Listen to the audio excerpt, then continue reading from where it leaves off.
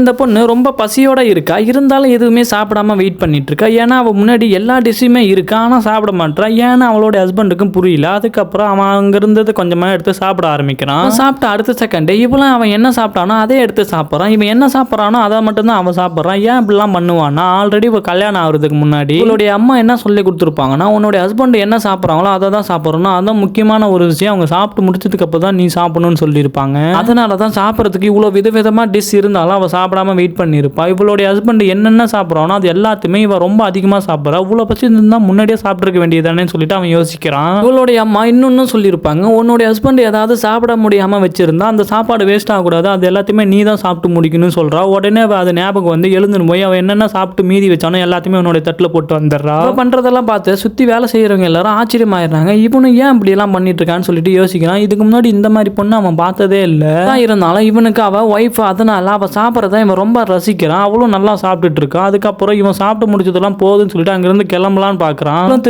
திருன்னு முழிப்பான். ஏன் அப்படி பண்ணுறான்னு பார்த்தா ஒரு டிஷ்ஷில் அவன் கையே வச்சிருக்க மாட்டான். அதுக்கப்புறம் அவன் சாப்பிட்ற குச்சி எடுத்து அதை லைட்டாக டச் பண்ணிட்டு அங்கிருந்து போயிடுவான். உடனே அந்த ஃபிஷ் எடுத்து சாப்பிட ஆரம்பிச்சிருவான். இந்த மாதிரி ஹஸ்பண்ட் சாப்பிட்டதுக்கு அப்புறம் தான் ஒய்ஃபை சாப்பிடணும்னு சொல்லிட்டு இன்னும் யாராவது இருக்காங்களா நீங்கள் கமெண்ட்ல சொல்லிட்டு போங்க.